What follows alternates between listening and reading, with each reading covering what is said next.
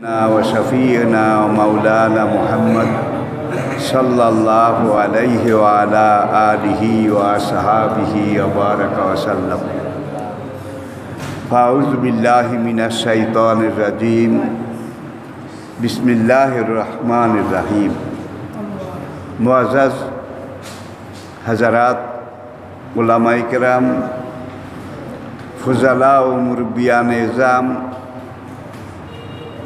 উপস্থিত সকল স্তরের বয়সের পর্যায়ের দ্বীনের আশিকিন আল্লাহ এবং আল্লাহর রাসূলের মুহিব্বিন কালজয়ী চিরন্তন পথের দিশা মহাগ্রন্থ কোরআনে হাকিমের সাথে মুতাআল্লিকিন আমার প্রাণপ্রিয় হযরত মুসল্লিয়ানে কেরাম আসসালামু আলাইকুম ওয়া রাহমাতুল্লাহি ওয়া বারাকাতুহু।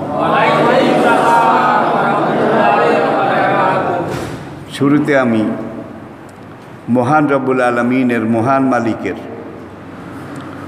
শাহী দরবারে হাজারো লাখ ও অনন্ত অযুত কোটি শুকরগুজারি করছি, যিনি মেহেরবানি করে এক সপ্তাহ পরে আজকে আবারও আমাদেরকে পবিত্র ইয়ামুল জুমায় সপ্তাহের এই পবিত্র দিনে পবিত্র নবীর মাসে পবিত্র রবিউল আউয়াল মাসে আল্লাহ পাকের মহান রব্বুল আলামিনের আহ্বানে ডাকে সাড়া দিয়ে সেই মালিকের এক একজন গোলাম হিসাবে, নিবেদিত প্রাণ বান্দা হিসেবে আল্লাহর ঘরে আসতে পেরেছি। আসার মতো তৌফিক, সৌভাগ্য, আসার মতো সেহত, সুস্থতা, স্বাস্থ্য, তন্দুরস্তি যিনি আমাদেরকে দান করেছেন, সেই মহান মালিকের দরবারে আবারও শুকরগুজারি করছি। সবাই মহব্বতের সাথে পড়ুন আলহামদুলিল্লাহ। আসলে গেল জুমায় যে আমি আপনাদেরকে একটা কথা বলেছিলাম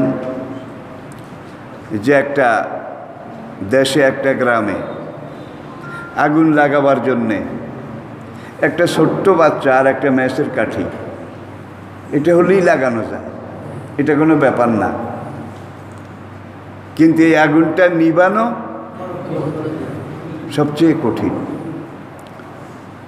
আমরা গেল 10 দিনে ঠিক এমনই একটা অবস্থা এটা দেখেছি, এমন একটা অস্থির, অনিশ্চিত, ভয়াবহ পরিস্থিতির ভিতর দিয়ে আমাদের দেশটা এখন চলছে। আমাদেরকে চিন্তা করতে হবে, আমরা কিন্তু কুমিরের মুখে আসি। কুমির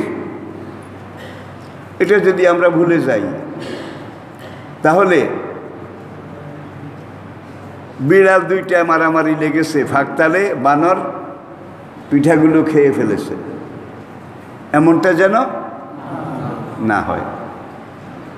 বর্তমান সময়ে যে কোনো দায়িত্বশীল, যে কোনো আলেম ওলামা, যে কোনো নেতা, যে কোনো মন্ত্রী, মিনিস্টার, তারা জাতির কাছে যে কোনো মেসেজ, যে কোনো বার্তা, যে কোনো কথা, এটা বলার সময় বলতে গেলে একটু সাবধানতা অবলম্বন করা দরকার।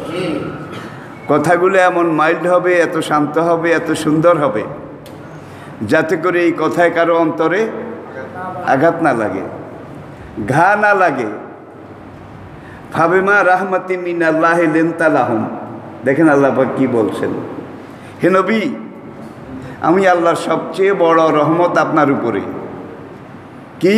লিনতা লাহুম, আপনি মানুষের জন্য খুব নরম, আপনার কথাগুলোর মধ্যে খুব নম্রতা, ভদ্রতা, আপনার কথাগুলো মধু মাখা, আপনার প্রত্যেকটা কথার মধ্যে জাদুর মতো আসর আছে। ওলাও কুনতা ফাজ্জান গালিজাল কলব, যদি আপনার মুখের ভাষা কর্কশ হইতো, যদি আপনার মুখের ভাষা কড়া হইতো, লানফাদ্দু মিন হাওলেক, তাইলে মানুষেরা আপনার কাছ থেকে দূরে সরে যেত। আপনারা জানেন প্রায় 1 বছর আগে রাশিয়ার প্রেসিডেন্ট ভ্লাদিমির পুতিন যখন আবার ক্ষমতায় আসলো, আসার পরে একটা কমিউনিস্ট দেশ, সেই দেশের একজন কমিউনিস্ট নেতা, সেই পুতিন জাতির উদ্দেশ্যে তার প্রথম বক্তৃতায় কোরআনে এই আয়াতটা তর্জমা, এই আয়াতটা আবার বলছি, ফাবেমা রাহমাতি মিনাল্লাহি লিনতা লাহুম ওয়ালাউ কুনতা ফাজ্জান গালিজাল কালব লানফাদ্দু মিন হাওলিক। আল্লাহর সবচেয়ে বড় মেহেরবানি, আপনি মানুষের সাথে ভালো কথা বলেন, নরম কথা বলেন, সুন্দর কথা বলেন, আকর্ষণীয় কথা বলেন। ইন্না মিনাল বায়ানে লা সেহরা, আপনার প্রত্যেকটা কথার মধ্যে জাদুর মতো আসর আছে।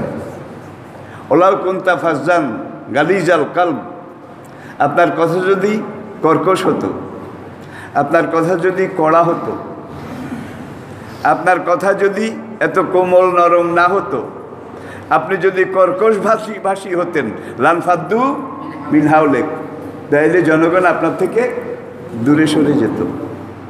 তাইলে নবীজির কথা এগুলো আমি আপনাদেরকে কিভাবে বুঝাবো? আর নবীজি বাংলাদেশের মতো ছোট দেশের রাষ্ট্রনায়ক ছিলেন, ঠিক না? অর্ধেক পৃথিবী, 12.5 লক্ষ বর্গ মাইল, কিলোমিটার না। আর ওমর রাদিয়াল্লাহু তাআলা আনহুর খেলাফত আমলে ইসলামী রাষ্ট্র ছিল পুরো দুনিয়ার অর্ধেক। তারা এশিয়া মাইনর, পুরা মধ্যপ্রাচ্য, মিশর, এমনকি লোহিত সাগরের পশ্চিম পাড়, পুরো আফ্রিকা, আটলান্টিক মহাসাগরের পাড় পর্যন্ত, আর এই দিকে সিন্ধু মোহাম্মদ বিন কাসেম 1200 শতাব্দী, এই অর্ধেক পৃথিবী পুরা বেল্টে ইসলামী সমাজ এটা কায়েম হয়েছিল। এটা তো আপনারা জানেন। শুধু ব্যবহার, শুধু আচার আচরণ, নবীর শিখানো মুসলমানদের বিনম্রতা। আমার ভাই, আমার দিনী ভাই আলেম ওলামা যারা মাঠে ময়দানে কথা বলছেন জাতির উদ্দেশ্যে, আপনাদের কাছে আমার অনুরোধ থাকবে, সময়টা খুব কঠিন, জটিল। এই মুহূর্তে কথা বলার সময় নবীজিকে অনুসরণ করে একটু মিষ্টি মিষ্টি, ভালো ভালো, আকর্ষণীয় কথা বলতে হবে। কথা বলতে হবে মানুষকে বুঝাবার জন্যে, মানুষকে আকর্ষিত করার জন্যে। আর এখানে আরেকটা জিনিস, দেশের যারা মন্ত্রী মিনিস্টার, তারা কিন্তু আলেমদের চাইতেও দেশের বড় মুরব্বী। মন্ত্রীরা, আমি বোধহয় ঠিক বলি নাই, মন্ত্রীরা কিন্তু রাষ্ট্রীয় অভিভাবক, আর ওলামায়ে কেরাম ধর্মীয় অভিভাবক, ঠিক কিনা বলেন? মন্ত্রীদের দায়িত্ব হলো প্রশাসনিকভাবে ভালোভাবে, সুন্দরভাবে দেশটাকে সামনের দিকে এগিয়ে নেয়া। আর ওলামায়ে কেরামের দায়িত্ব হচ্ছে আদর্শিকভাবে, নৈতিকভাবে, চারিত্রিকভাবে মানুষদেরকে সংশোধন করে ভালোর দিকে নিয়ে যাওয়া। আবার বলছি, আই রিপিট, সরকার এবং সরকারের মন্ত্রী, তাদের দায়িত্ব হচ্ছে প্রশাসনিকভাবে জাতিকে ভালো কথা, ভালো আচরণ, ভালো ব্যবহার, এগুলো দিয়ে সামনের দিকে এগিয়ে নেওয়া। আর আলেমদের দায়িত্ব হচ্ছে দুনিয়া আখেরাত, তাওহীদ, রিসালাত, ধর্মীয় অনুভূতি, আল্লাহর ভয়, পরকালের জবাবদিহিতার অনুভূতি, এগুলো বলে বলে জাতিকে ধর্মের দিকে, যেই লোক যত বেশি ধার্মিক সেই লোক কিন্তু তত বেশি সৎ, ঠিক না? এই যে বাংলাদেশের লক্ষ লক্ষ লক্ষ লক্ষ কোটি টাকা বিদেশে গত এক যুগে চলে গেছে, এই টাকা যারা নিচে আলেম কয়জন আছে? একজনও নাই। তাহলে জাতির এই টাকা পয়সা, এগুলো কিন্তু আমাদের সবার কাছে আমানত। এই আমানত সংরক্ষণ করা, পাহারা দেওয়া, প্রশাসনিকভাবে, রাষ্ট্রীয়ভাবে, মন্ত্রী মিনিস্টার, আমলা, প্রশাসনের সাথে যারা জড়িত তাদের উপরে, আর নৈতিকভাবে এগুলাকে রক্ষা করা, হেফাজত করা আমানতদার হওয়া, এটা শিখানোর দায়িত্ব পালন করে ওলামায়ে কেরাম। তাইলে দুই দিক থেকে দুই রকমের কাজ, আলেমরা নৈতিক আর মন্ত্রীরা প্রশাসনিক। আমার সবচেয়ে বেশি দুঃখ লাগে, গেল এক সপ্তাহে একজন মন্ত্রী, তার কথাবার্তা, এক পর্যায়ে তিনি বলেছেন মৌলবীরা যদি ফতুয়া দিতে আসে, ওয়াজ করতে আসে, তাদের দাড়ি কামিয়ে তাদেরকে শেভ করে দেওয়া হবে। আপনারা বোধহয় দেখেন নাই ভাই, এটা কি মন্ত্রীর কথা নাকি চাঁদপুর স্টিমার ঘাটের কুলির সর্দারের কথা? কুলির সর্দারের কথা। একজন মন্ত্রীর কথা এরকম। দাড়ি ইসলামের সুন্নত, এখানে সুন্নতটা কিন্তু ওয়াজিব। দাড়ি কাটা হারাম, রাখা ওয়াজিব। দাড়ি শুধু আমাদের নবীর সুন্নত নয়, আদম থেকে আমাদের নবী পর্যন্ত সকল আম্বিয়া কেরামের দাড়ি ছিল। তাহলে দাড়িটা হলো মিন সুনানিল আম্বিয়া, সব আম্বিয়া কেরামের সুন্নত। যে দেশের 90 জন শতকরা মুসলমান, যারা দাড়ি রাখে না, রাখতে পারে না, তারা কিন্তু সমাজের কাছে একটু ছোট। যত নিয়োগ, আরে আমি দাড়িটা রাখতে পারলাম না, সে একটু নিজকে ছোট মনে করে, ঠিক কিনা বলেন? এখন একজন মন্ত্রী যদি বলে যে মৌলবীরা ফতুয়া দিতে আসলে, ওয়াজ করতে আসলে তাদের দাড়ি কামিয়ে ফেলা হবে, তাহলে বুঝেন কেমন মন্ত্রী। বেচারার মাথার উপরের মাল একটাও নাই। উপরের মাল চিনেন? উপরের মাল নাই। বরিশাল পটুয়াখালীর একটা কথা আছে, মাছের মধ্যে পোমা, গাছের মধ্যে গোমা, মানুষের মধ্যে যার মাথায় নাই রোমা। কি? গাছের মধ্যে গোমা, মাছের মধ্যে পোমা, মানুষের মধ্যে যার মাথায় নাই রোমা। রোমা বুঝেন তো? চুল। আমরা আসলে দুঃখিত, আমি মন্ত্রী মহোদয়ের নাম বলছি না। মন্ত্রী হিসাবে সবাইকে আমি শ্রদ্ধা করি, কিন্তু একজন মন্ত্রী এই ধরনের কথা বলতে পারে, এটা কি কল্পনা করা যায়? কল্পনা করা যায়? সময় কিন্তু সবকিছু জবাব দেবে। আম্বিয়া কেরামের সুন্নাত, নবীদের দাড়ি, এটা নিয়ে যেই কথা তুমি বলেছ, তোমার ঈমান চলে গেছে, তোমার বউ তালাক হয়ে গেছে, বলবেন যে লুৎফর রহমান আবার ফতুয়া দেয়। আলেমরা ফতুয়া দেবে না, করবে কি?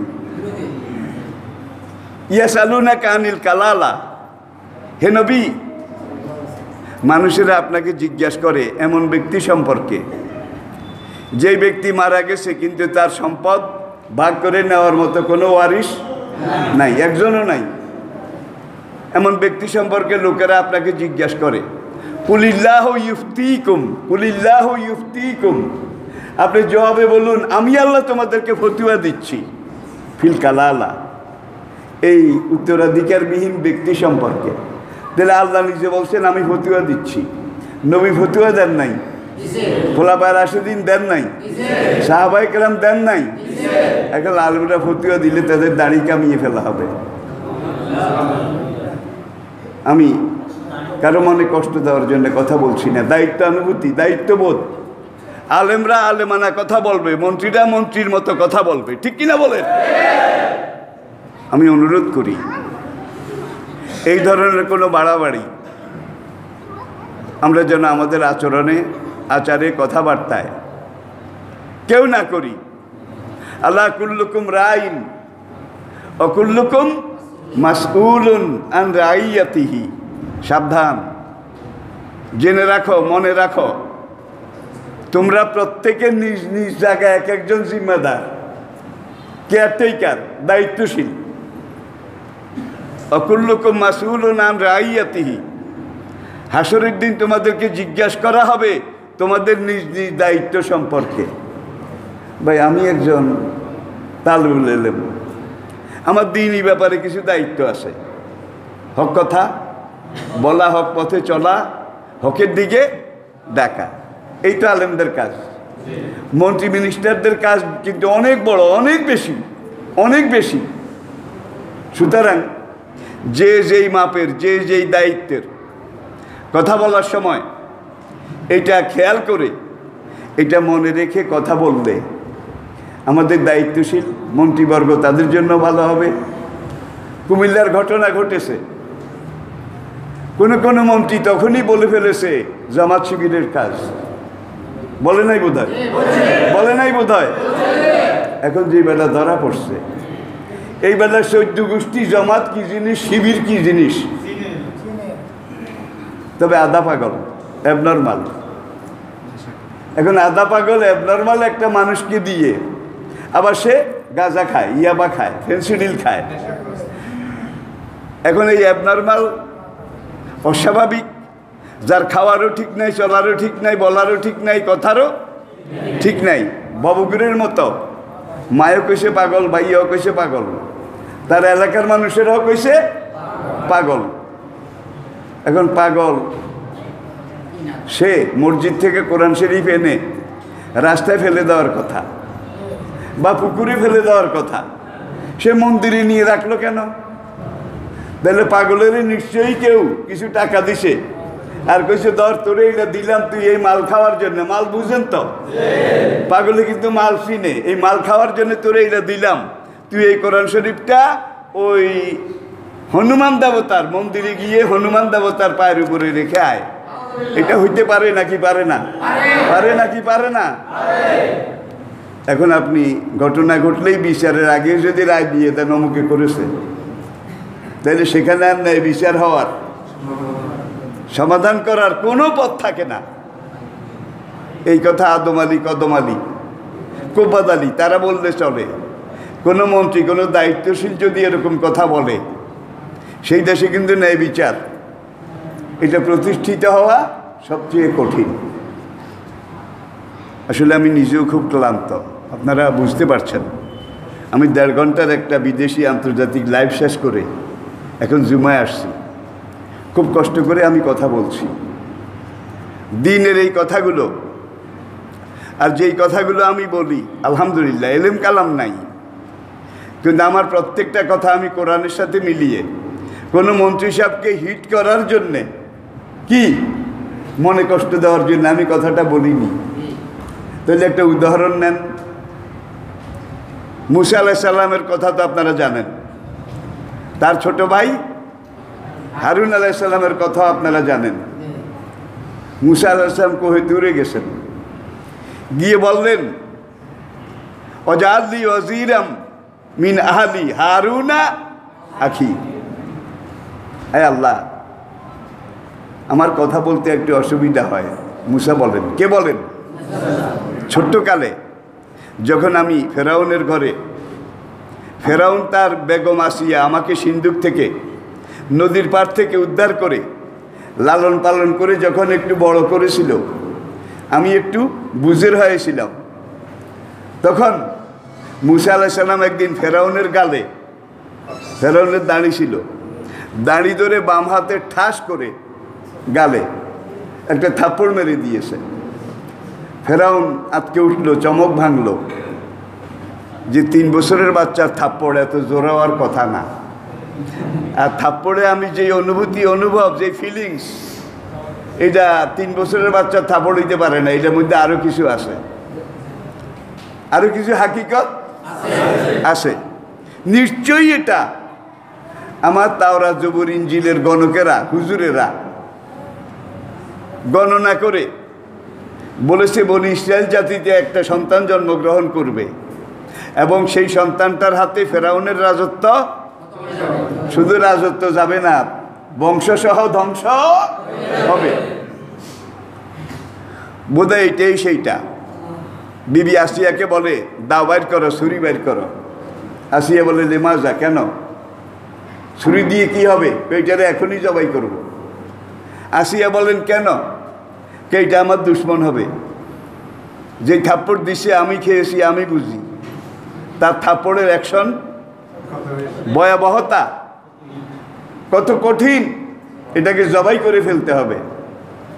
আসিয়া খুব নম্রতার সাথে, ভদ্রতার সাথে স্বামী ফেরাউনকে বলে, ওগো স্বামী আমার, ও আসলে কিচ্ছু বোঝে না, ভালো মন্দ আপন পর, লাভ ক্ষতি এগুলো বুঝার ক্ষমতা তার হয়নি। অনেক দূরে, অনেক দেরি আছে।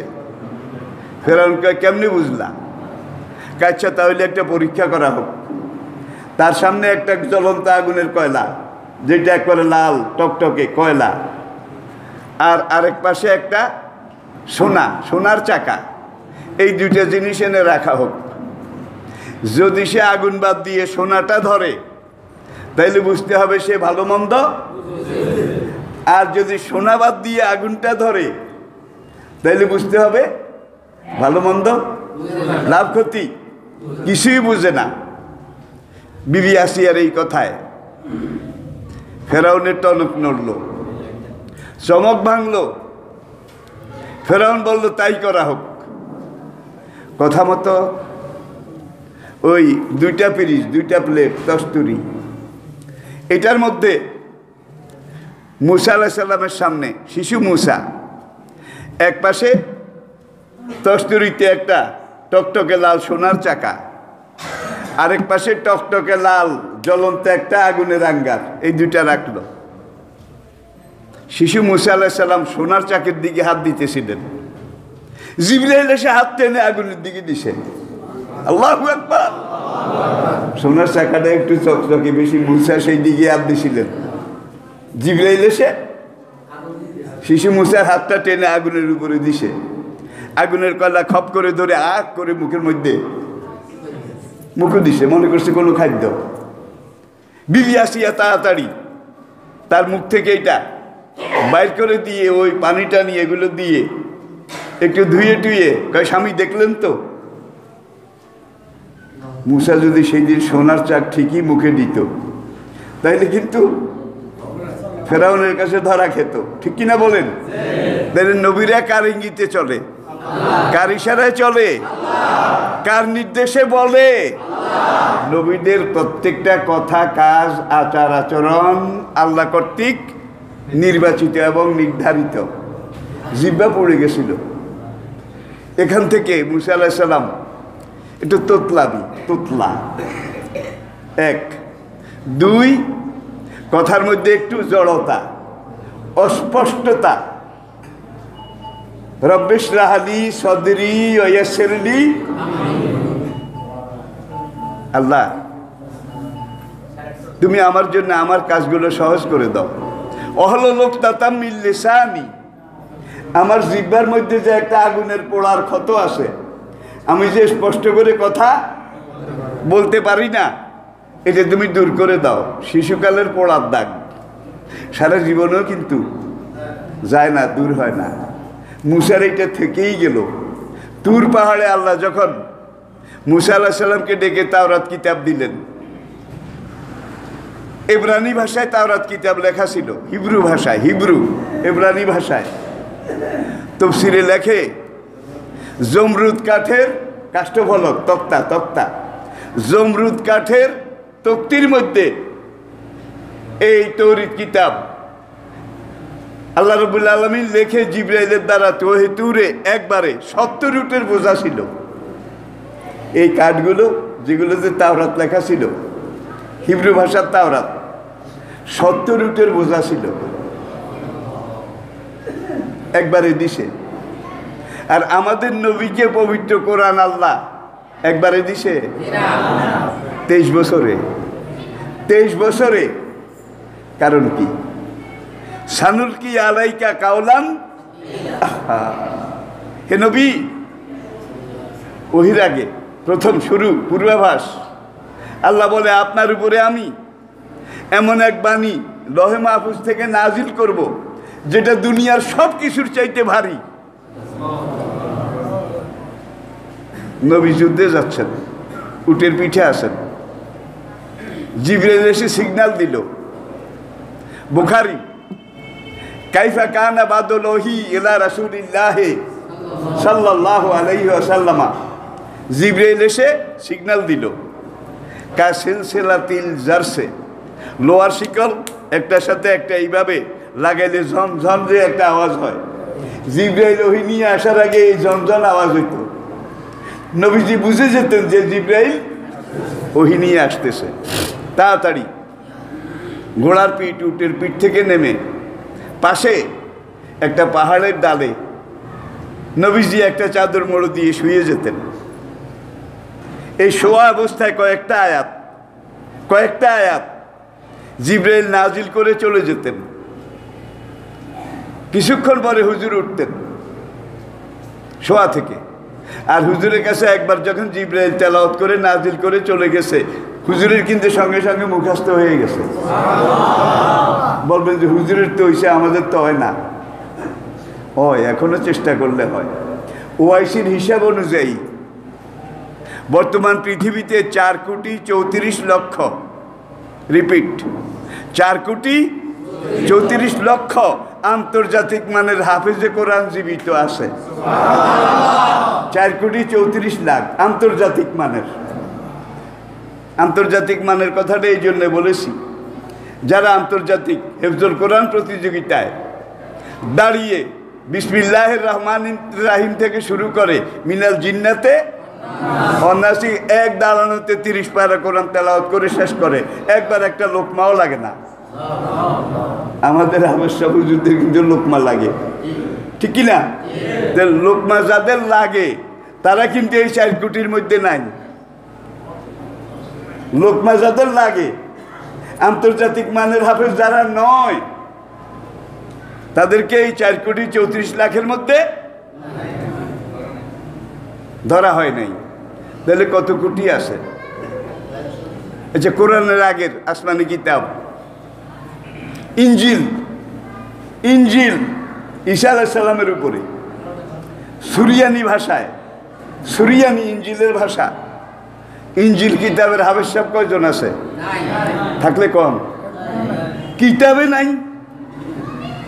যেগুলো আছে এক একটা এক এক রকম, এক একটা এক এক রকম, এক এক দেশে এক এক রকম, এক এক সংস্করণে এক এক রকম, এক এক ছাপাখানার এক এক রকম। কিন্তু বাংলাদেশে একজিল কোরআন আর ল্যাটিন আমেরিকার একজিল কোরআন, দুইটা একত্র করেন, দুইটা দুই রকম। আল্লাহু আকবার, আল্লাহু আকবার। কোরআনের সবচেয়ে বড় বাহাদুরি এইটা। ওয়াতাইনা দাউদা জাবুরা, দাউদ আলাইহিস সালামকে আমি জাবুর কিতাব দিয়েছিলাম। আজকে জাবুর কিতাবের কোন হাফেজ? মুসা আলাইহিস সালামের তাওরাতের একজন হাফেজ সাহেব বোধহয় ইহুদি জাতির মধ্যে আসেন, একজনও নাই। আসলে জিনিসগুলো এমন যেগুলো মুখস্থ করা সম্ভব নয়। আমাদের পার্শ্ববর্তী দেশ, যারা তাদের ধর্মটাকে বলে সনাতন ধর্ম, দুনিয়ার সবচেয়ে পুরাতন প্রাচীন বিশুদ্ধ ধর্ম, সত্য যুগে, ত্রেতা যুগে, দাপর যুগে, এখন কিন্তু কলির যুগ। এর আগে 3টা যুগ গেছে, সত্য, ত্রেতা, দাপর। সেই সত্য, ত্রেতা, দাপর যুগে অথবা এই যুগে, কলির যুগে বেদের কয়জন হাফেজ ব্রাহ্মণ আছে? বেদের, গীতার বোধহয় হাফেজ ব্রাহ্মণ আছে, পুরাণের বোধহয় আছে, কুন্তাব সুক্তের বোধহয় কোনো হাফেজ সাহেব আছে, কোনটার হাফেজ সাহেব নাই। হাফেজ সাহেব না থাকাতেই এইটা ভেজাল, ভেজালের ভেজাল, নকল, নকলের নকল, তার নকল, তুষ্য নকল। কিন্তু কোরআন এটা যেদিন থেকে নাজিল শুরু, এদিন থেকে হাফেজ শুরু। ঐতিহাসিক ইবনে সাদ তার তাবকাতে লিখেছেন, ঐতিহাসিক বালাজুরি তিনি লিখেছেন, বিদায় হজ্জের ময়দানে নবীজি হজ্জাতুল বেদা, বিদায় হজ্জের ভাষণ, এই দিন নবীজি সবচেয়ে লম্বা বক্তব্য রেখেছিলেন। লম্বা বক্তব্য। নবীজি কথা বলতেন 1 মিনিট, 2 মিনিট, 4 মিনিট, 7 মিনিটের বেশি না কথা বলতেন, হেদায়েত দিতেন, ওয়াজ করতেন। শুধু বিদায় হজ্জের দিন নবীজি ওয়াজ করেছেন 27 মিনিট। আল্লাহু আকবার, 27 মিনিট। কারণটা কি? এই বিদায় হজ্জের এই বক্তব্যটা জাতিসংঘ পর্যন্ত স্বীকার করেছে, দুনিয়ার বুকে প্রথম আন্তর্জাতিক দলিল। আল্লাহু আকবার, আন্তর্জাতিক দলিল, মানবাধিকারের মহাসনদ। এই বিদায় হজ্জের ভাষণ তো আমি মুসা আলাইহিস সালামের কথা বলছিলাম, এটা বলতে গিয়ে একটু আবার বেড়ে গেছে, এবং আমার এই বাড়ার কারণ হল মুসা আলাইহিস সালামের কিতাব নামে আছে, কামে নাই। ঈসা আলাইহিস সালামের কিতাব নামে আছে, কামে নাই। দাউদ আলাইহিস সালামের কিতাব নামে আছে। প্রাচীন ভারতের আর্যাবর্তের সত্যত্রেতা দাপর যুগের বেদ, গীতা, উপনিষদ এগুলোর নামে আছে, কামে নাই। একমাত্র কোরআন নামেও আছে, কামেও আছে, নামেও আছে, কামেও আছে। এটা কোরআনের সবচেয়ে বড় বৈশিষ্ট্য। সবাই পড়ি আলহামদুলিল্লাহ। এখন মুসা আলাইহিস সালাম কোহে তুরে আল্লাহ যখন বললেন, মুসা তোমাকে আমি বাছাই করলাম, এখন থেকে এতদিন তুমি ছিলে ব্যক্তি মুসা, আর আজকে এখন থেকে তুমি নবী মুসা। এখন আর তুমি ব্যক্তি মুসা নও, তুমি নবী মুসা। আমি তোমাকে বাছনি করেছি, তুমি তোমার জাতির কাছে গিয়ে ইসলামের দাওয়াত দাও। এই তাওরাত কিতাব তোমাকে দিলাম, এই কিতাবের ভিত্তিতে বনি ইসরায়েলদেরকে তুমি তাওহীদ, রিসালাত, আখিরাতের দাওয়াত দাও। মুসা বললেন, রব্বুল আলামিন দাওয়াত দিতে হইলে তো মুখের কথাগুলো খুব স্পষ্ট হওয়া লাগে, তো কথাগুলো তোতলাইয়া তোতলাইয়া, লে আইয়া লে আইয়া। আমার কথার উচ্চারণ ভালো হয় না, কারণ জিহ্বার মধ্যে আগুনের পোড়া দাগ আছে। হারুন আখি, আমার ছোট ভাই হারুন, সে কিন্তু ভালো ভালো কথা বলতে পারে, তার কথার মধ্যে কোনো জড়তা, দুর্বলতা নাই। রব্বুল আলামিন আমাকে যদি এই নবুয়তের দায়িত্ব দিয়েই থাকো, তাহলে আমার ছোট ভাই হারুনকেও তুমি নবী করে দাও। দেখছেন, আল্লাহ বললেন তাই হবে। এখন থেকে তুমিও নবী, তোমার ছোট ভাই হারুনও নবী। দেখছেন, নিজেও নবী। আর সেই কোহে তুরে দাঁড়িয়ে আল্লাহর সাথে যখন কথাবার্তা হচ্ছিল, তখন ছোট ভাই হারুনকেও নবুয়ত কনফার্ম করে নিয়েছেন যে নবী, সেই নবী সাইয়েদনা মুসা। কোহে তুরে যাওয়ার সময় হারুনকে একদিন আল্লাহ যখন ডাকলেন, অন্যবার, দ্বিতীয়বার, পরের বার, তখন মুসা বললেন, আমি কোহে তুরে যাই, আল্লাহ আমাকে সেখানে ওয়াইজ ওয়াদনা মুসা আরবাঈনা লাইলাতান, সবগুলো কিন্তু কোরআনের আয়াত। আমি অনেকগুলো আয়াত বলছি না। এখন হারুনকে বলছে, তুই এগুলাকে দেখে দেখে একটু সুন্দর করে রাখ, এরা যেন আল্লাহর দেওয়া, আমি নবীর আনা, তোমার আর আমার রিসালাতের নবুয়তের পথ থেকে সরে না যায়, একটু দেখে দেখে রাখ। হারুন বললেন, ভাইজান তাই হবে। মুসা চলে গেলেন। 40 দিন পরে আসার কথা। কি দেখেন, কোরআনের কথা কোনো শেষ আছে? আর বাইনা লাইলা, 40 দিনের জন্য গেছে। 39 দিন যখন শেষ, 40 দিন আল্লাহর সাথে কত কথা, কত লেনদেন, কত হ্যান্ডেলিং, কত আদান প্রদান। মুসার মধ্যে একটা ভাব জাগ্রত হলো। মুসা বললেন, রব্বুল আলামিন তুমি তো খুব কাছে, একেবারে কাছে এসে গিয়েছে, আমার সাথে কথা বলছো, আমাকে নির্দেশ দিচ্ছ। রব্বুল আলামিন, রব্বে আরনি উনজুর ইলাইক, ওগো আমার রব, তুমি একটিবার আমি মুসাকে দেখা দাও, তোমাকে আমি একবার তোমার আসল রূপে দেখতে চাই। আল্লাহ জবাব দিলেন, নাম তারা, আমি আমাকে দেখার হ্যান্ডম কি, আমাকে দেখে সামাল দেওয়ার, সহ্য করার ক্ষমতা তোমার নাই। মুসা আবার কর রব্বে আরনি উনজুর ইলাইক। নবীদের মধ্যে একটু একরোখা মেজাজি ছিলেন, মেজাজি, যেই কথা বলতেন কাঁচা হরলে হালা কইসি কইসি, এইটা আর ফিরাবো না, কথার কথা আর কি। সেই এটা কিন্তু ওয়াজ না, একটা উদাহরণ দিলাম বুঝার জন্যে। মুসা আলাইহিস সালামের তবিয়তের মধ্যে তিলকার রসুল ও ফাদ্দালনা বাদুহুম, এক এক নবীর এক একটা বৈশিষ্ট্য ছিল। মুসা আলাইহিস সালামের তবিয়তটা এমন ছিল, যেটা বলতেন সেটা হওয়াইয়া সারতেন।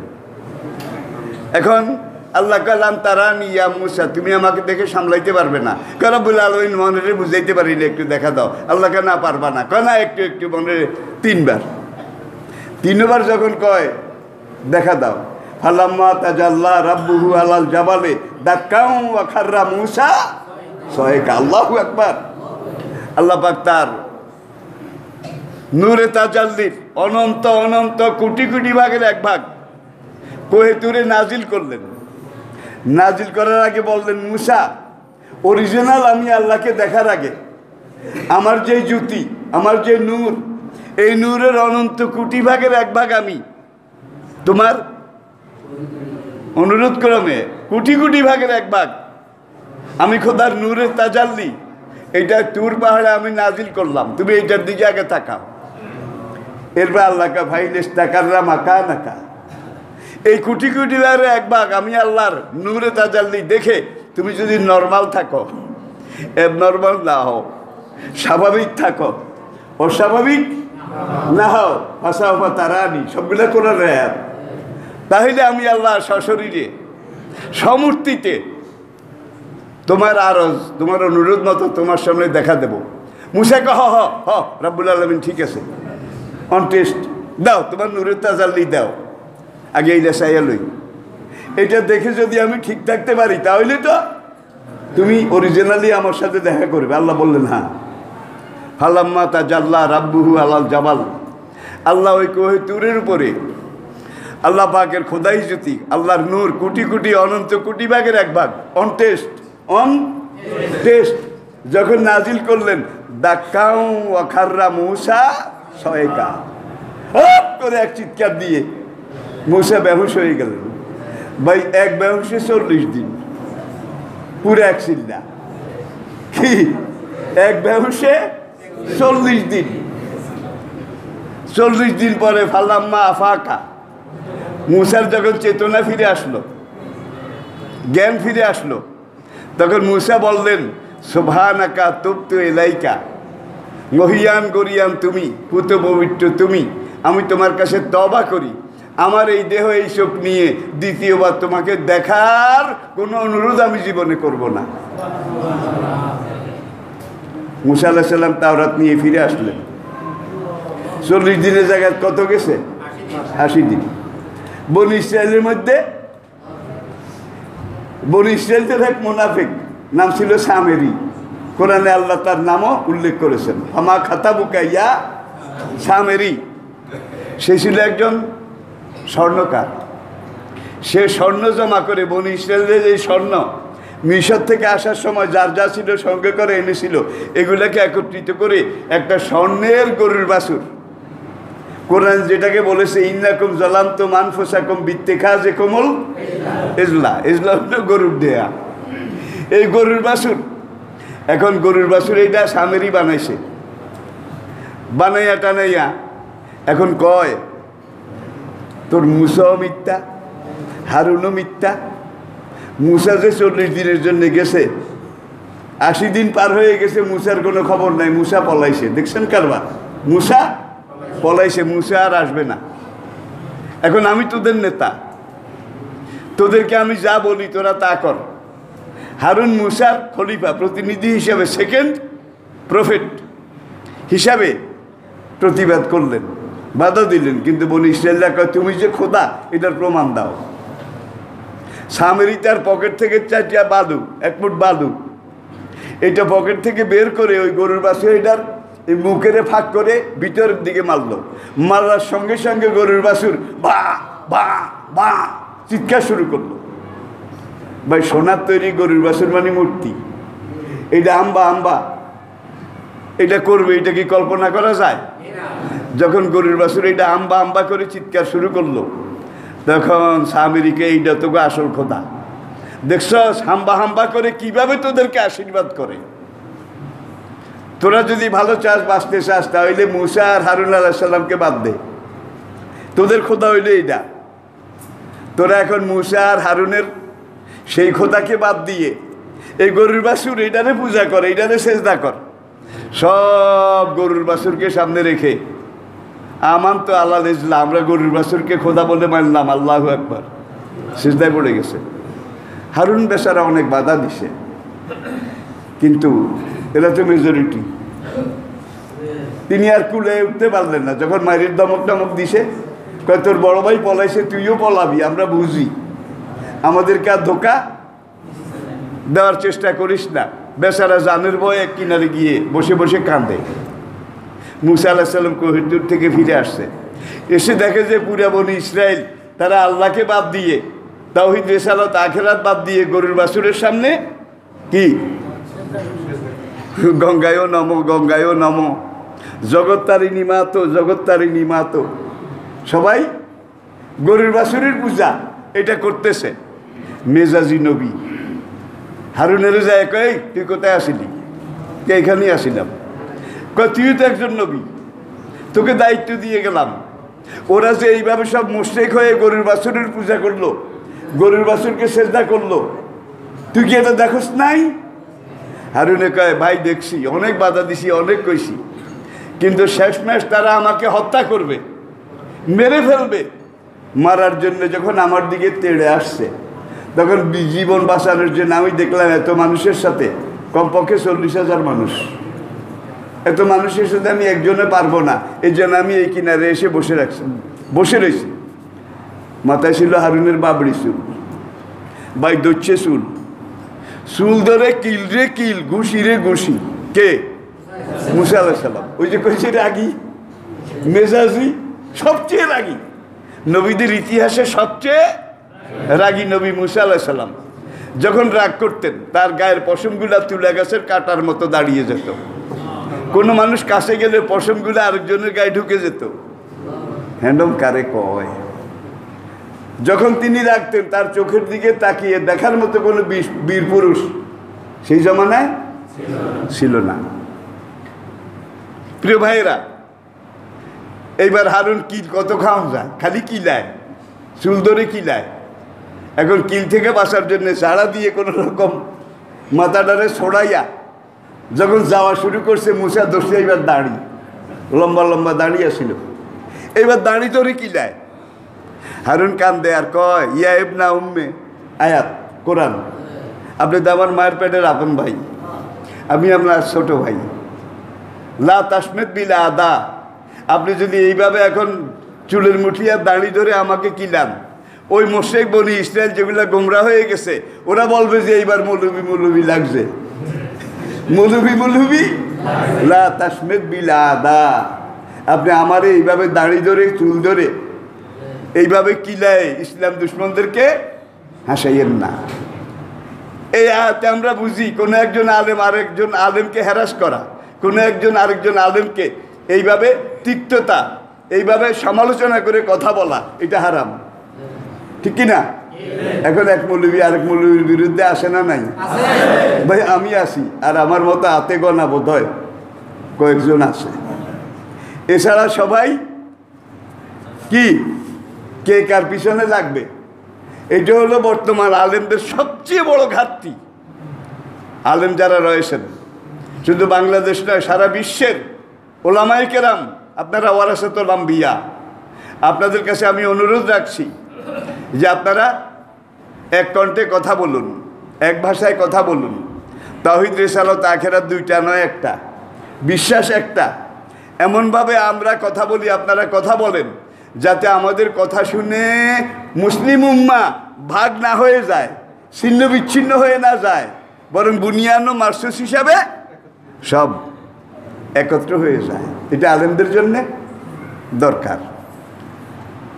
এই যে হারুনের দাঁড়ি ধরে কিলাইছে, এইটা নিয়েই কিন্তু তাফসীর কারকগণ ব্যাখ্যা দিয়েছেন। তাইলে হারুনের দাঁড়ি কদ্দুর লম্বা আসিল, মুসার দাঁড়ি কদ্দুর লম্বা আসিল, যেদ্দুর লম্বা রাখলে দাঁড়ি ধরে কিলান যায়, এদ্দুর লম্বা দাঁড়ি এক মুঠ দাঁড়ি রাখা এটা ওয়াজিব। এটা শুধু আখিরি নবীর সুন্নাত নয়, মিন সুনানিল, আদম নবীরও দাঁড়িয়ে এদ্দুর আসিল, শীষ নবীরও এদ্দুর আসিল, সোলামান, দাউদ, ইউসুফ, মুসা, ঈসা সকল নবীর দাঁড়িয়ে আসিল এদ্দুর, যেই পরিমাণ লম্বা থাকলে দাঁড়ি ধরে কিলান যায়। দেখছেন কারবার, বাইয়ে বাইয়ে রে কিলাইল। আর তাফসীর কারকগণ দেখেন কোরআনে এই আয়াতের ব্যাখ্যা দিতে গিয়ে এখান থেকে মশলা বাইর করলো।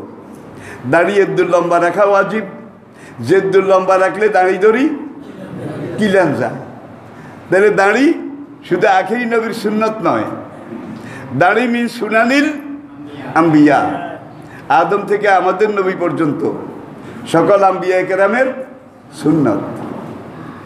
এখন কেউ যদি আল্লাহর কোনো বিধান, নবীর কোনো সুন্নাহ এইটাকে এইভাবে হেকারত করে, এইভাবে এটাকে তিরস্কার করে, তীক্ষ্ণবান ছড়ে,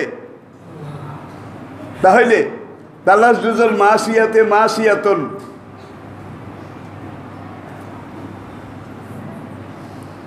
তাবুনুল মাসিয়াতে মাসিয়াতুন, গুনার কাজে সহযোগিতা করা কবিরা গুনাহ, ও তালাজ্জুজু বিহি কুফরুন। আর গুনার কাজ এটা দেখে কেউ যদি মজা মারে, সঙ্গে সঙ্গে সে কাফের হয়ে যায়। এখন নবীর সুন্নত দাড়ি, এইটাকে যদি কেউ এইভাবে আক্রমণ করে কথা বলে, তার বোধ হয় ইমান ঠিক থাকবে, বউ তো ঠিক থাকবে নাকি? তাহলে দেখা যায় তার এই কিন্তু শুরু হয়েছে। সামনে খেলা কি হয় দেখার জন্য আপনারা তৈরি থাকেন। ইতিহাসের কোন যুগে আম্বিয়া কেরাম, আল্লাহ আল্লাহ দিন, আল্লাহ রসুলের তরিকা, এইটাকে এইভাবে হেকারত করে, অপমান করে, এইভাবে আক্রমণ করে কোনো যুগে কোনো খোদাদ্রোহী, কোনো জালেম, কোনো ফাসেক বাঁচতে 2006 এবং 2007। আপনারা জানেন ফ্রান্সের যে সাংবাদিক আমাদের নবীর প্রথম ব্যঙ্গচিত্র এঁকেছিল ফ্রান্সের, কয়েকদিন আগে গাড়ি অ্যাক্সিডেন্ট এমনভাবে হয়েছে, এক গাড়ি অ্যাক্সিডেন্টে গাড়িও ভাগ ভাগ, টুকরা টুকরা, তার মাথা গেছে এক জায়গায়, হাত গেছে আরেক জায়গায়, পুরা রাস্তার কয়েক কিলোমিটার পর্যন্ত তার শরীরের অংশ টোগাই টোগাই। তাইলে আল্লাহ আল্লাহ রসুলের বিরোধিতা, ইসলামের বিরোধিতা, অন্যায় কাজ, ইসলাম বিরোধী কাজ, খোদাদ্রোহী কাজ, এগুলোর বিচার আখেরাতে তো হবে আসল বিচার, বড় বিচার। দুনিয়াতেও হয় নাকি হয় না? হয় নাকি হয় না? আমি একটা কথা আপনাদেরকে বলি, বাবা বুড়ো হয়ে গেছে, এখন মা নাই, ছেলের বাবা বুড়ো হয়ে গেছে, মা মারা গেছে। এখন এই বাবারে ছেলের বউ সহ্য করে না, আর বুড়া মানুষ, লেখায় লা ইয়ালামা বাদা ইলমিন শাইয়া, যে রুমে রাখছে, এই রুমে একদিন রাত্রে বুড়া বাচ্চারা উঠে কুলায় নেই, একবারে ল্যাপটসকে পেশাব করে দিছে, বুড়া মানুষের পেশাব। সকালে বউ এসে দরজা খুলে যখন পেশাবের গন্ধ পাইছে, তখন যাইয়া ছেলেরে উঠেছে, এই উড়ো, এই বাড়িতে হয় তোমার বাবারে রাখো, নয় আমারে রাখো। তোমার বাবারে যদি এই বাড়িতে রাখো, তাহলে আমি এই বাড়িতে থাকবো না, আমি চলে যাব। আর যদি আমি থাকি, তাহলে তোমার বাবাকে, ওয়াতার রাজুল ইমরাতাহু ওয়াক্কা উম্মাহু, তিরমিজি শরীফের হাদিস। কিয়ামতের আগে এমন একটা সময় আসবে যখন ছেলেরা বউর কথা মতো চলবে, মায়ের নিমুখারামি করবে, বউর কথা মতো চলবে। ভাই, তাহলে এইটা আসে না নাই? আসে না নাই? বিয়ার আগ পর্যন্ত ছেলে ভালো, বিয়া করার পরে আস্তে আস্তে আস্তে আস্তে মাকে দূরে, বাবাকে দূরে, বউকে কাছে, আরো কাছে, এমন আসে না নাই? আছে তো। অধিকাংশ কিন্তু এই অবস্থা। মরহুম শেখ মুজিব সাহেব বঙ্গবন্ধু, আমার ছাত্র জীবনে আমি এই কথাটা শুনেছিলাম। যুক্তফ্রন্টের আমলে যখন যুক্তফ্রন্ট গঠন করা হয়েছিল, তখন তিনি একটা বক্তব্যের মধ্যে একদিন একটা কথা বলেছিলেন, কথাটা এখনো আমার মনে বাজে। আরো কত কথা, কেউ হীরার খনি, কেউ তেলের খনি, কেউ সোনার খনি, আর আমি মুজিব পেলাম। এগুলো কিন্তু আমাদের জন্য মাইলস্টোন, চিন্তা করতে হবে, বুঝতে হবে। এখন শেখ সাহেব একদিন এক ঘরোয়া মিটিংয়ে অনেক নেতৃবৃন্দ, যুক্তফ্রন্টের আমলের কথা বলছি, জীবনে একটা বিরাট সময় কিন্তু তিনি জেলে ছিলেন, এটাও বাস্তব। এখন ওই কথাইটা উঠছে, একজনে মরহুম শেখ মুজিবুর রহমানের কাছে নালিশ করলো যে এরা বউর কথা মতো চলে, বউ যা কয় তা করে, মা বাবা তাদের তোয়াক্কা করে না। এখন বলে যে একদিন এক নেতা অথবা এক হুজুর, তিনি বিশাল এক সভাতে জনসভায় বক্তব্য রাখতেছিলেন। বক্তব্যের এক পর্যায়ে তিনি বলেছিলেন, তোমরা কে কে বউর কথা মতো চলো, মায়ের সাথে নিমুখারামি করো, তারা একদিকে যাও। এখন যাইতে যাইতে পুরা সবাই একদিকে গেছে, মানে সব বউর কথা মতো চলে। এক বেটা ওখানে বসে রয়েছে। এখন মরহুম শেখ মুজিব বললেন যে এই জন্য বোধহয় কেয়ামত হয় না, একজন হইলেও ভালো মানুষ আছে, বউর কথা মতো চলে না। ভাই তুমি যে ওইদিকে গেলা না, তুমি একা বসে কেন? আমার বউ সবসময় আমারে কয় আমার মাথা খাও, বেশি মানুষ যেখানে দেখবা সেখানে তুমি যাইও না। তাইলে ওরা চলে বউর কথা মতো, আর এই বেটা বউর কথা মতো নয়, বউ চাটা, বউ চাটা, ঠিক কিনা বলেন? এখন বউর কথা মতো বাপকে নিয়ে গেছে সরকারি আশ্রয় কেন্দ্রে রাখবে। ও নাতি একটা আছে এই 8-10 বছরের, সেই টাকা আমিও যাবো, কোন রকম রাখতে পারলো না, সেও গেছে। এখন সরকারি বৃদ্ধাশ্রম সেখানে নিয়ে বাবারে ভর্তি করবে। জাতীয় আইডি কার্ড এটা পেশ করলো, এই দেশের নাগরিক, এই তার পরিচয়, হি সো অ্যান্ড সো, এগুলো বলে ওখানে সব নোট করলো বালামের মধ্যে, লেজার বুকের মধ্যে। এখন এই বুড়াকে এখানে রেখে যাবে আর কি, ছেলে আর ছেলের বউ। নাতি একবার এখানে আসে আবার বাইরে হয়, একবার এখানে আসে আবার বাইরে হয়। এখন ছেলেও লক্ষ্য করলো, ছেলে বউও লক্ষ্য করলো, সে একবার এই রুম দেখে, আবার ওই রুম দেখে, আবার ওইখানে যে আরেকটা রুম আছে এইটা দেখে। এখন বুড়াকে সেখানে ভর্তি করে দিয়ে টিয়ে ওই ছেলের মা আর বাবা যখন বাইর হয়ে আসে, বাবা আস না, ওই রুমটা দেখে আসি। তোর এখানে রুম দেখার এত দরকার কেন, একবার এই রুম একবার ওই রুম। তোমরা যখন দাদুর মতো বুড়া হয়ে যাবে, তোমাদেরকে কোন রুমে রাখবো সেই রুমটা আমি চয়েস করে সিলেক্ট করে যাচ্ছি। এটারে নোয়াখালীর লোকেরা উদারিয়া করা। আপনি আমরা মা বাবার সাথে যেই ব্যবহার করবেন, আপনার সন্তানরা আপনার সাথে তার চাইতে 1,00,000 গুণ বেশি খারাপ ব্যবহার করবে। এমন কথা আমার কানে আসছে, ছেলেরা মাকে গায়ে হাত তুলেছে, মেরেছে। আছে না নাই? আছে না নাই? আছে। আল্লাহু আকবার। এগুলাকে ছেলে বললে বলা হবে না, এগুলা পরিবারের কলঙ্ক, মা বাবার জন্য কলঙ্ক। যার জন্য নবীজি বলেছেন, মুরু সিবিয়ানাকুম বিসসালাতি ইযা বালাগু সাবা, তোমাদের বাচ্চারা যখন 7 বছর বয়সী হয়, 7 বছরের আগে তাদেরকে সূরা ফাতিহা, সূরা নাস, ইখলাস, নামাজে যেই সূরাগুলা লাগে এগুলা মুখস্থ করা। ভাই খুব কঠিন জিনিস না।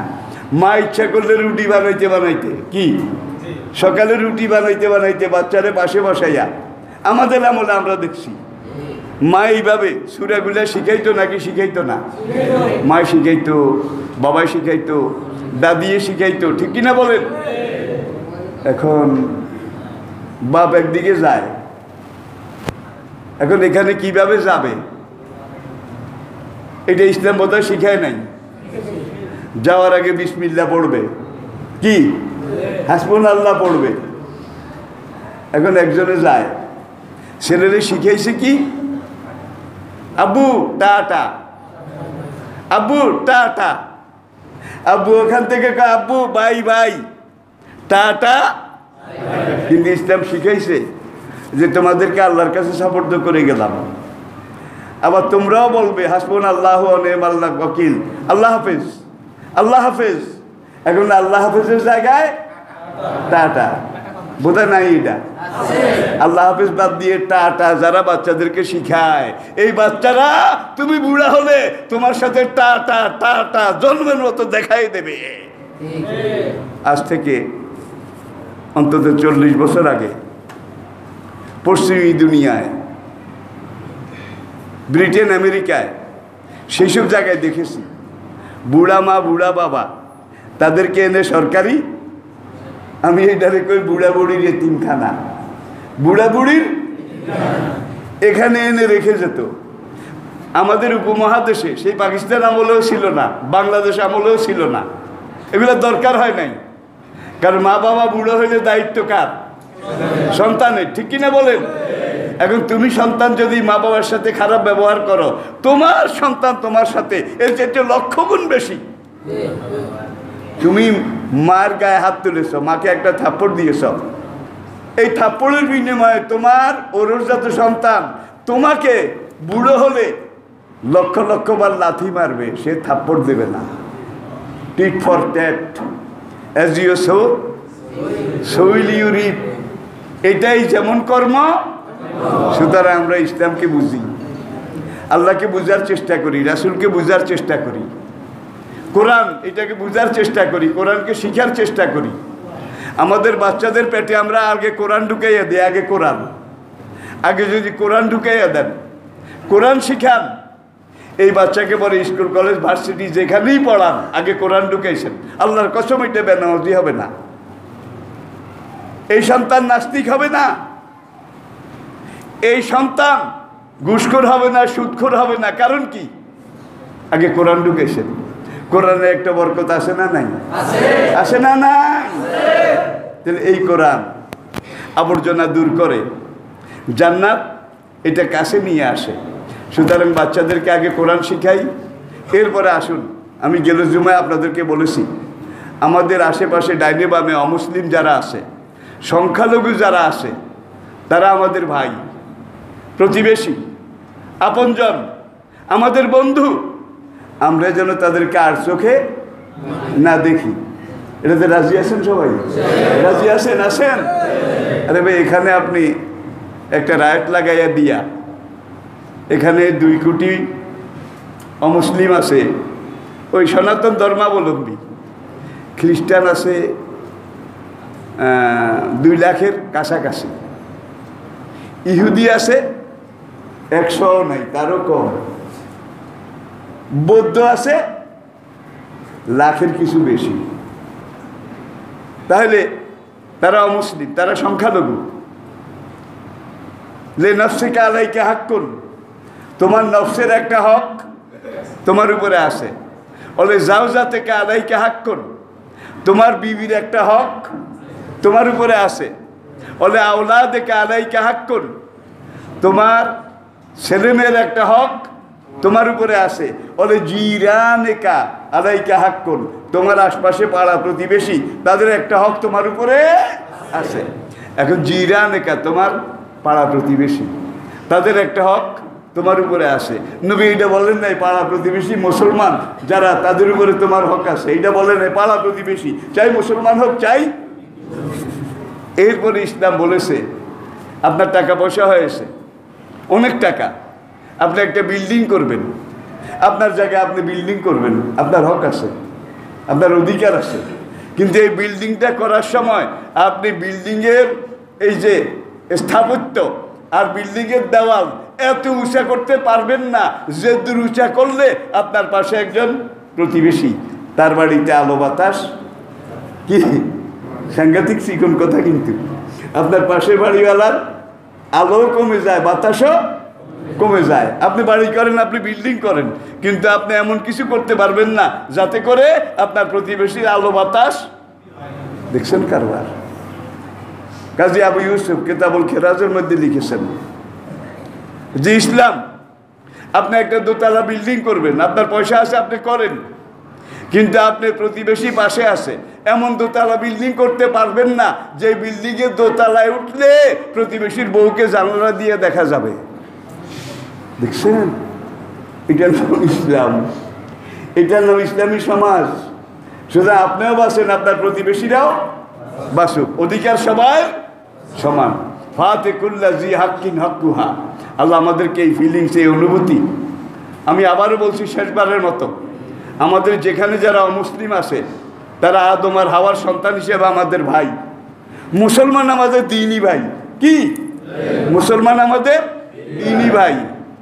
আর কোনো সংখ্যালঘু, কোনো অমুসলিম অন্যায়ভাবে তার উপরে যে জুলুম করবে, নবী বলেন কাল হাসরের দিন সবার আগে আমি নবী তার বিরুদ্ধে আল্লাহর আদালতে মামলা করব।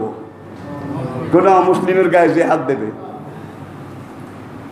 তার দিকে চোখ রাঙাবে, কোনো অধিকার ইসলাম আপনাকে দেয় নাই। এটা হলো ইসলাম। আল্লাহ আমাদেরকে বুঝার তৌফিক দান করুন। ওমা আলাইনা